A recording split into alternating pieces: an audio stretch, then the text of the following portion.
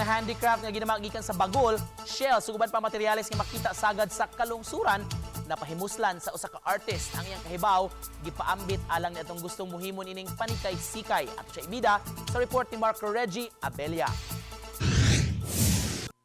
Pipila lang kini sa mga makapahinganghang mga obra ug handicraft nga ginama mismo sa usa ka proud Nortehanon artist. Baby shell nga paper plate holder, portrait mosaic ug lampshades gikan sa coconut shells ug uban pang mga handicraft.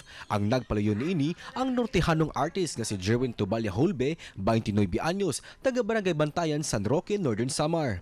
Ang iyang pagkamamugnaon gipaambit ngadto sa mga buot mohimo nining panikay-sikay ug pagbaligya niini isip mga souvenir. Yung mga available po na hindi na ginagamit, yung together with DTI, kinukuha nila po ako para magpa-form po kami ng mga souvenir item para yung isang barangay o isang municipality magkaroon ng income yung mga tao through sa mga raw materials na available lang po sa kanila. Pinaagi sa abag sa Department of Trade and Industry kon DTI 8, mubisita siya sa mga lain-laing lugar aron motudlo sa paggama og souvenir gikan sa mga materyales nga abunda sa maong dapit.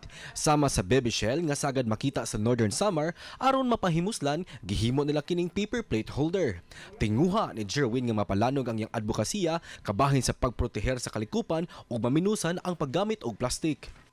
Bakit kailangan naman pa natin gumamit ng mga plastic or mga decorative or souvenir item na plastic kung pwede naman gamitin natin yung mga gawang local dito sa ating gubarya na talagang eco-friendly at makakatulong talaga sa kalikasan natin. Kauban si Clans Gabutin, Mark Reggie Abella, GMA Regional TV Live.